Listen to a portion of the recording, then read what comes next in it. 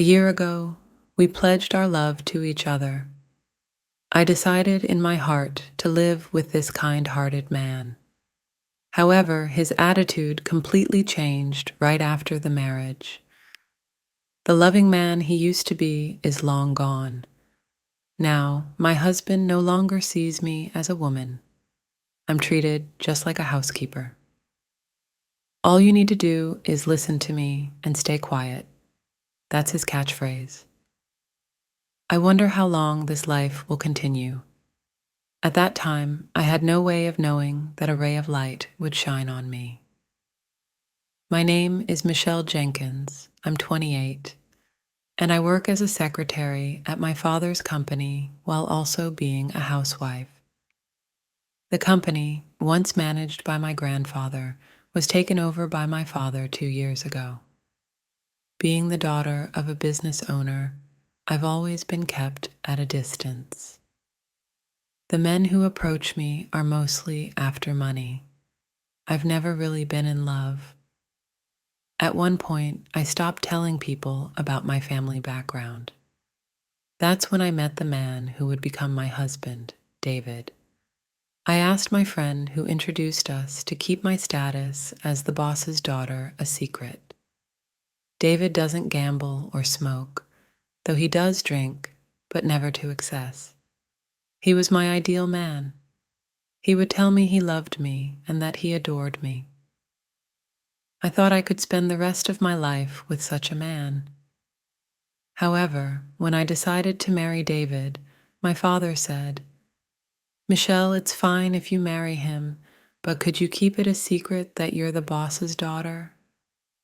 Dad, how many times have I told you? He's a very good person. He's not after money at all. That may be true, but I don't want you to have a hard time because of that. But if a year passes after you're married and David is still the same, let's talk about the company together. You can apologize for keeping it a secret then. All right, if you're that insistent, Dad, I'll do as you suggest, I agreed reluctantly. My father knew of my past hardships with gold-digging men, and as an overprotective parent, he worried I might get hurt again. I decided I could share the truth with David after a year, as per my father's advice. Until then, I would just be an ordinary secretary. And so, under these circumstances, David and I got married. Now, a year after our wedding, I still haven't revealed the truth to him. The reason is simple. He is no longer the kind man he used to be. As soon as we got married, his behavior became cold and distant. He would come home from work already in a foul mood and began to nitpick at the dinners I prepared. Hamburgers for dinner again? We're not children. Can't you think of anything else? But David, you used to love my burgers, didn't you? I've made them countless times before. Don't talk back. You're always short on dishes. Besides the easy dishes like salad and soup, you should be able to make at least 5 other dishes. 5 dishes? That's a lot. I have work too, you know. I can't manage that much. When I tell you to do something, you do it. I married you, so you should listen to what I say. I'm sorry, I muttered. The warmth and kindness he used to show were gone, replaced by a coldness as harsh as ice. At the time, I only thought he must have had a bad day, but his behavior started to get worse. By the time half a year of our marriage had passed, David had become a full-fledged tyrant. Not just about the cooking. He would complain about everything from the way I folded the laundry to how I cleaned the house. If I tried to protest even a bit, he would yell at me with a terrifying look on his face. Just being yelled at would have been bearable. Sometimes, he would even throw the meals I made into the trash. A year after our wedding, his tyrannical behavior hasn't changed, and if anything, it's getting worse. Just the other day, I was delayed at work and didn't get home until after 7 p.m. As soon as I said, "I'm home," he started yelling, "You're late. What time do you think it is?" "I'm sorry. Work just got a bit out of hand. I'll start on dinner right away." A mere secretary like you doesn't have that much work to warrant staying late. But I really did. I'm handling some accounting tasks too, so there's a lot to process.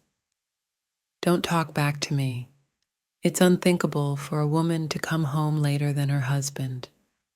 Next time, if you come back later than me, you're quitting your job. From fear of David, I couldn't talk back. Looking back, I wonder if I should have left him sooner. But I was pushing against the worry of my parents. When I married, I couldn't reveal the truth. I didn't want to sadden my mom and dad, so I silently bore it all by myself.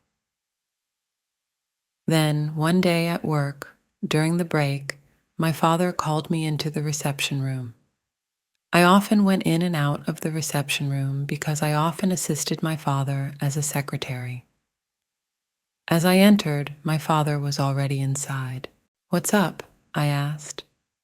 My father, looking pleased, replied, "It's been a year since you got married to David, right?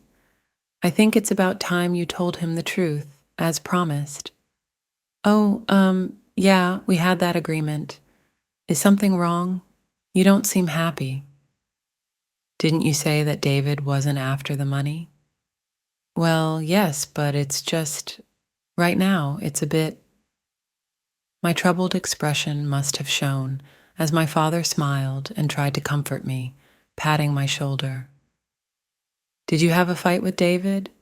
Well, you're both young and newlywed. I guess it's inevitable. My wife and I also had our fair share of arguments back in the day. But look at us now, still happily together. I'm sure he'll be okay, Michelle. It's not exactly a fight. Don't worry, everything will be all right. I mean, every couple has their share of arguments, right? Well, I suppose you're right.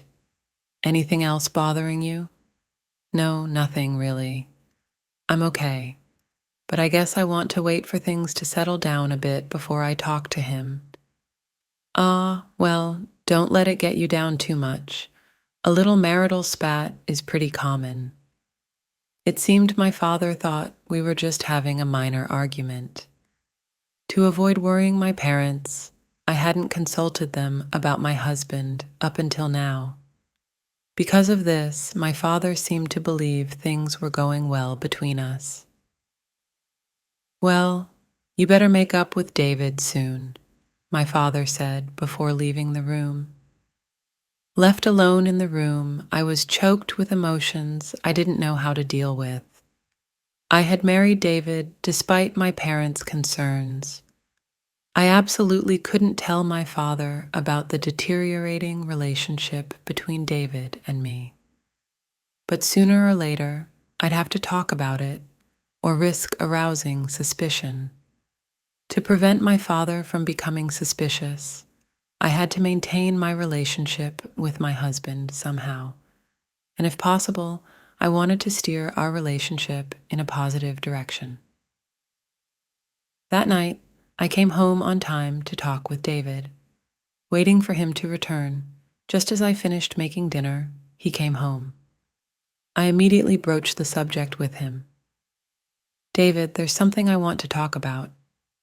"Ah, I'm tired, you know." "It's important. Look, we're married, right? I want our relationship to be equal and enjoy our lives together every day." "Equal? What are you talking about? There's no way you and I are equal." My husband grabbed my hair, yanking it up harshly. Ouch! I couldn't help but cry out, but he didn't let go. As if mocking my wincing face, he slowly opened his mouth. "Listen well. I'm the one who did you the favor of marrying you. Be grateful that I deigned to marry a plain and useless woman like you. David, didn't you say you loved me? Don't make me laugh.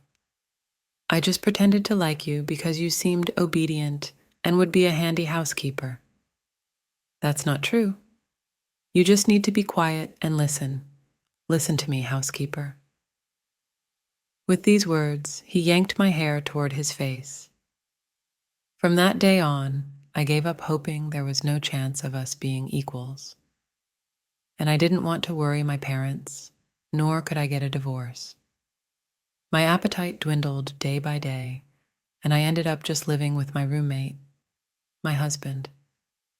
Then one day, while living such a life, I woke up feeling completely exhausted. My head hurt, and I felt a chill. When I took my temperature, it was a whopping 104 F. I forced my aching body to sit up and called out to my husband, David, I'm sorry, I don't think I can make breakfast today. What? Why not? I've got a fever of 104. I'm in so much pain. Can I just stay in bed for the day? I pleaded. At this, my husband let out a long sigh and yelled, Slacking off chores because of a stupid fever? Get to work, you good for nothing. But please, forgive me, I'm really sick. Shut up. Stop making excuses. You're just a housemaid. Don't you dare defy your master. Please, just for today, I'm begging you, I implored. He clicked his tongue loudly, swung the door open with a bang, and left the room. Next thing I knew, my hands were shaking, and my body was trembling uncontrollably. I finally realized just how close to the edge I was being pushed. If I continue like this, I'll break down for real. Continuing to live like this, it'll drive me mad, body and soul. I need to do something. But what can I do? I want to think of a way out, but my fever is making my head heavy, and I can't think straight. Maybe it was because I'd been on edge for so long, but I fell back asleep. Several hours later, I was awakened by my husband's raging voice. Hey, didn't I tell you to wake up, you dumb woman? He shouted. Outside the window, it was already dark. My fever had gone down a lot, but my body was still heavy, and a faint headache lingered. Despite my state, he vented his anger. I called you multiple times. What are you doing? Sleeping? I sent you a text saying I'm bringing my boss home. Prepare drinks and snacks, didn't I? Huh? Wait a minute. You knew I was sick today, right? And yet you brought your boss home? I invited to continue drinking at home. My promotion depends on this. Get up and get things ready now. No, I can't. I'm still in my pajamas, and I'm not feeling well at all. Shut up. Just get out here now. My husband yanked me by the arm and forced me to stand in the kitchen. Then he hurried back to his boss, who was likely waiting at the entrance. Sorry to keep you waiting. Please come on in. From the entrance, I could hear my husband speaking cheerily. Are you sure this is okay? This late, I'm sure your wife wouldn't appreciate. That's what I've been saying. I don't have a wife, just a housemaid. A housemaid sort of like a main wife, you could say. But please don't mind. As he said this, my husband let his boss into the living room. I was in my pajamas without any makeup, so I bowed my head in embarrassment. Nice to meet you.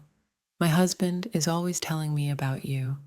I apologize for my appearance. Ah, I'm the section chief, Mr. Smith. I'm sorry for intruding so suddenly. Please don't mind me. I'll prepare something right away, I said, as I returned to the kitchen, hiding my face. My husband's voice echoed, Hey, get a move on and make something. You're absolutely useless. I'm sorry, just wait a little bit longer. Instead of opening your mouth, move your hands. Despite the section chief taking the time to visit, how much more do you need to embarrass yourself before you're satisfied? Ah, I am. I'm sorry. Sorry about this, Mr. Smith.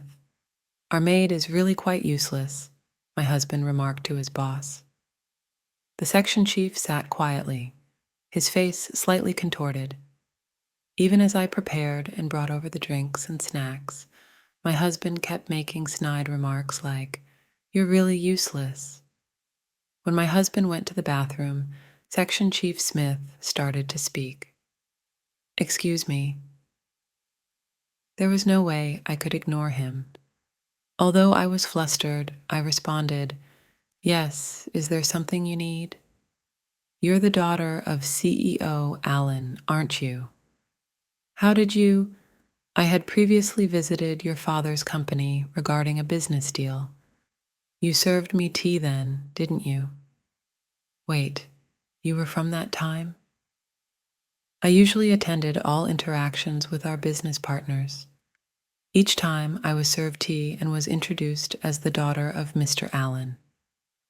And Smith, he was one of those people. I was informed that David's workplace had become a client of my father's company, but I had not yet told my father that David was working at Smith's company. While glancing towards the bathroom, Smith continued in a hushed tone, "What's up with your husband's behavior? Is he always like this at home?" "Yes." "I can't believe what you've been through. Why haven't you told Mr. Allen? That is, regardless, we can't let this continue. Leave it to me." While looking at me straight in the eyes, Smith quickly packed up his things and left. In that moment, I felt as if something that had been restraining me was slowly being untangled. I felt a profound relief, as if I had finally found an ally. On the other hand, when David returned from the bathroom, he was stunned to find that Smith had left. "Why didn't you stop him? You good for nothing." Despite his shouting, I decided to trust in Smith's words and endure it. Several days later, I was summoned by my father and headed to the company's reception room. Upon entering, I found Smith and a pale-looking David. "What? Why is David here? And Smith, you're here too?"